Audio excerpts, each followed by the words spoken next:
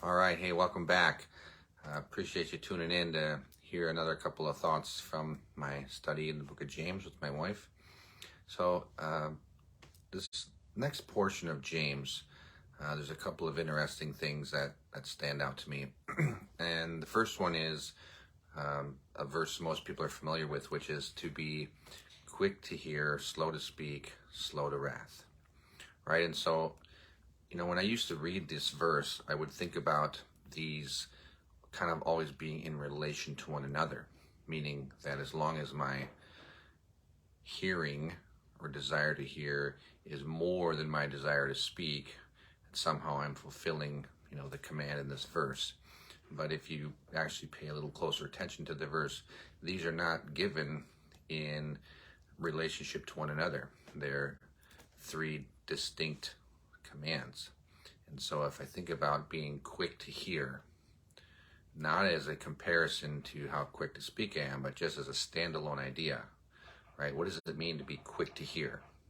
And as I was journaling, what I wrote down was an intentional searching for understanding, right? And so if I can maybe take that as a preliminary definition, being quick to hear, whether I'm speaking with my wife, speaking with my kids, speaking with other believers, or listening to what God has to say in my life, right?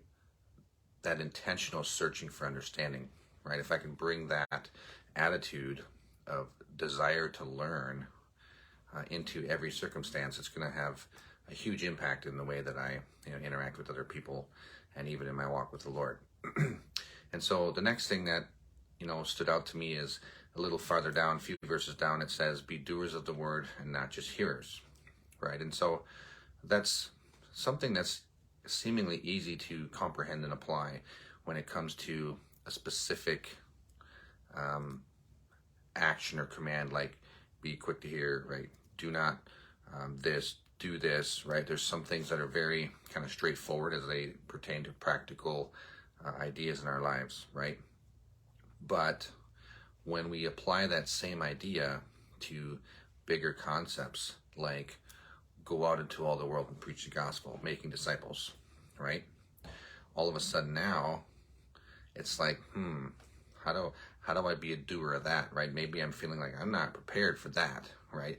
I need to do more time, and we can fall into the trap of inaction and procrastination because we get frozen in our fear of not feeling like we're ready, right? And so if we think about, I have to be a doer of the word, right? Let my light so shine before men, right? Is that something that I can go do right now? And what does it look like? What does it look like to do that, right? And so it just got me questioning, kind of evaluating for myself. Am I applying the don't just be a hearer, but be a doer to everything that God has, told me to do, especially when it comes to discipleship, right? And my influence in the world to those around me, right?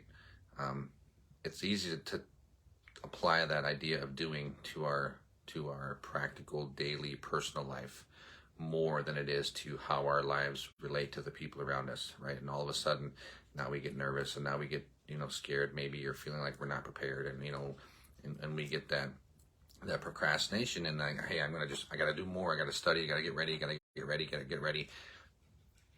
And all the while, we're not being a doer of the word.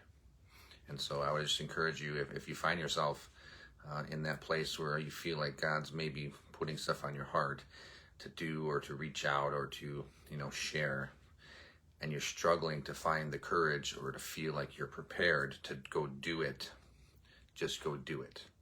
Because the learning and the growth is in the doing, not in the preparing. And so, anyways, those are just a couple of things that stood out to me in that passage. Hopefully this is encouragement to you to maybe step out of your comfort zone and go do something despite how you feel, and just trust the Lord, because it's the Holy Spirit who's going to work inside of you to bring that fruit from that action.